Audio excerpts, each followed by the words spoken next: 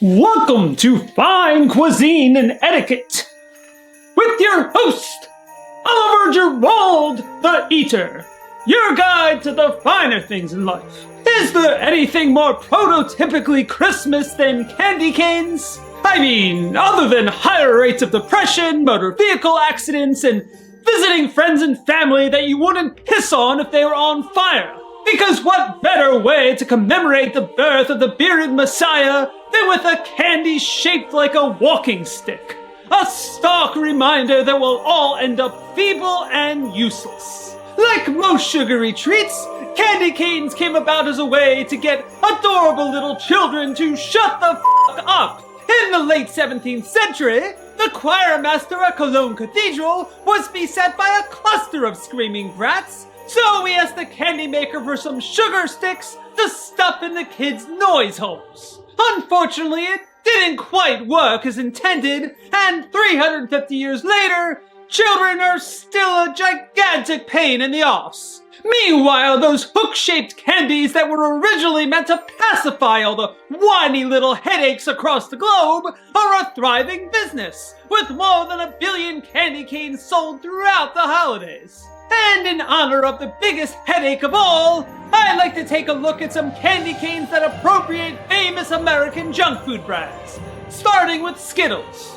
Like the normal button-shaped candies, this beckons you to taste the rainbow, which is to say all 5 flavors in the same candy cane. And the result is a cluster of the highest order. I applaud them for trying, though as Homer Simpson would say, trying is the first step towards failing. All the flavors just sort of fuse together.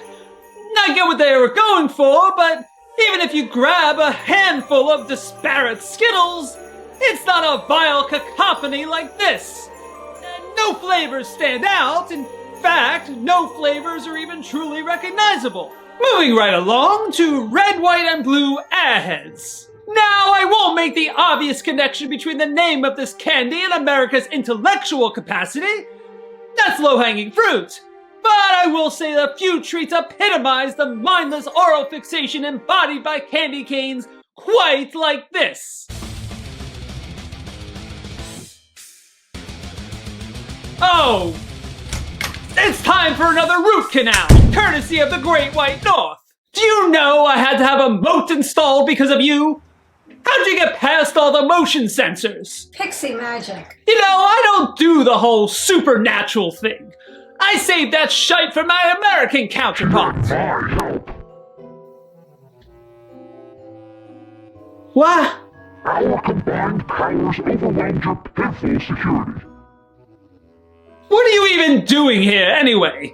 With Halloween in the books, aren't you hibernating for the winter? Well, I heard you were covering candy canes based on American... Aren't you Canadian? And with dawn approaching, don't you need to retire to your coffin? Yes, but I'm closer to America than wherever you are.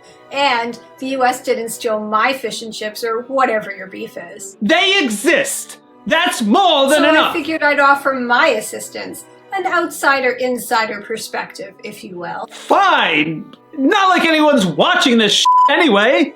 So, what's the big deal with these vacant craniums? Well, they date back to the era of hair metal and Reaganomics, so there's that. So guilt by association is what you're saying? No. If a candy originated during one of the biggest military buildups in US history, that makes it better? That's a whole lot to unpack. Well, anyway, the Airhead candy cane, since you asked. I didn't. The cherry flavor tastes like cough syrup that expired a decade ago. Blue raspberry isn't quite as repulsive, but there's not much to it. And like most indigo candies, it leaves your tongue looking like you French kissed a Smurf. And the white mystery flavor is just that, a bloody mystery.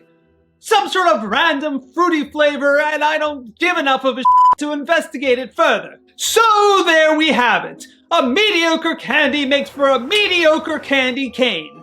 And in the spirit of Christmas, I'll take the rest of these to the nearest poorhouse, gather every misbegotten soul, and light these wretched sticks on fire. Better they starve than touch these cavernous craniums.